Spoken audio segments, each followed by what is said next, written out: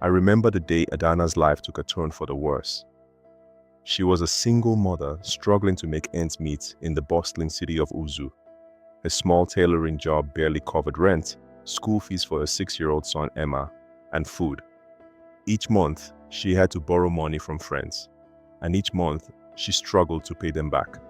Over time, people began to avoid her, seeing her as a debtor who never kept her word.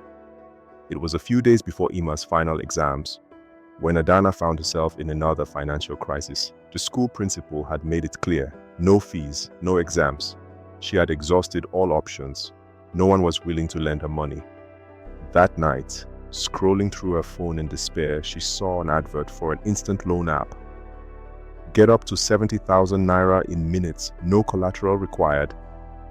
Desperation pushed her to apply without reading the terms and conditions. Within minutes, the money was deposited into her account. She paid Emma's school fees immediately, and with the remaining cash, she bought food and essentials. For the first time in a while, she felt relief, but it was short-lived. A week later, the app started sending her overdue payment notices. The 70,000 naira loan had ballooned to 90,000 with interest. Adana dismissed the messages as mere threats. Thinking she had more time, she deleted the app, hoping to escape the reminders. 2 days later, the real nightmare began. Strange numbers called her day and night. Texts flooded in, warning her of dire consequences. Then came the public humiliation. One morning, she woke up to over 50 messages from friends, colleagues, and even church members.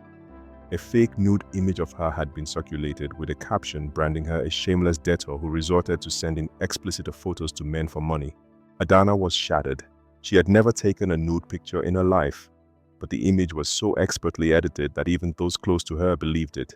Her phone wouldn't stop ringing, people calling to insult, ridicule, or distance themselves from her.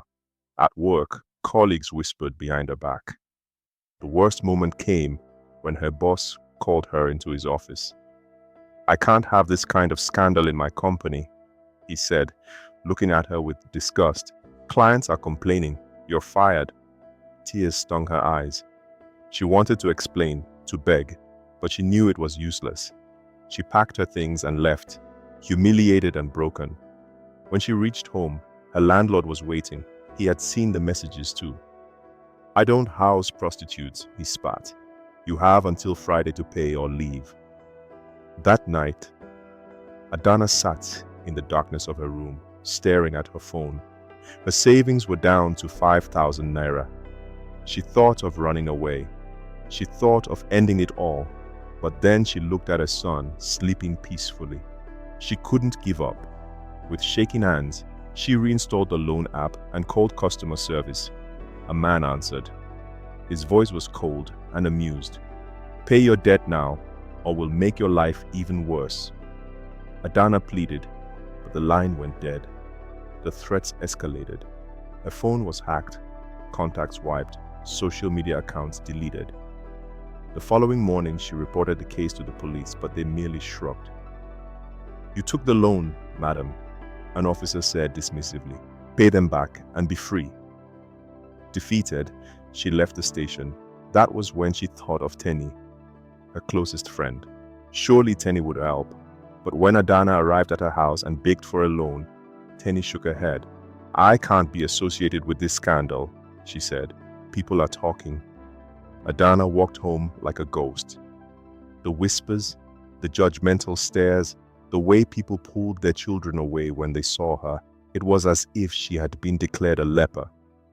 That evening, another message came from the loan sharks. "Let's make a deal. Meet us at Greenville Hotel, room 302, 9 p.m. We can wipe your debt for a price." Adana felt sick. She knew what they meant. They didn't want her money anymore. They wanted her body. Tears streamed down her face as she realized the depths of their cruelty. But instead of giving in, she decided to fight back. She called Bio, a journalist who had once offered to help. She told him everything and gave him the hotel's address. At exactly 9 p.m., Adana arrived at the hotel, dressed in dark clothes. Her heart pounded as she knocked on room 302. A fat, bald man wearing a gold chain opened the door. "So, you finally came," he smirked. Adana forced a smile. "Let me use the restroom first." Inside, she quickly texted Bayo to confirm he was nearby. Then she stepped out, pretending to be cooperative. She poured wine into 2 glasses and discreetly slipped a sedative into his drink. "Let's drink first," she whispered. The man greedily gulped it down. Within minutes, he slumped onto the bed, unconscious. Adana grabbed his phone and scrolled through his messages. There were hundreds, women begging, some who had disappeared after failing to pay. She took screenshots and sent them to Bayo, then fled the room. The next morning, the city was in an uproar. Illegal loan company exposed for blackmail and exploitation. The authorities had no choice but to act. By evening, news broke. Several executives of the loan company had been arrested. As for Adana, justice was not just about their arrest. It was about reclaiming her dignity. Thanks to Bayo's article, the truth came out. The fake nudes were debunked. Her name was cleared. The shame that had once clung to her like a shadow began to fade. A month later, she received an unexpected call. A reputable fashion company had heard her story and wanted to help. They offered her a training program, followed by a well-paying job with accommodation and a car. Emma was placed on a scholarship. For the first time in a long while, Adana smiled. She had been through hell, but she survived, and she would never let anyone break her again.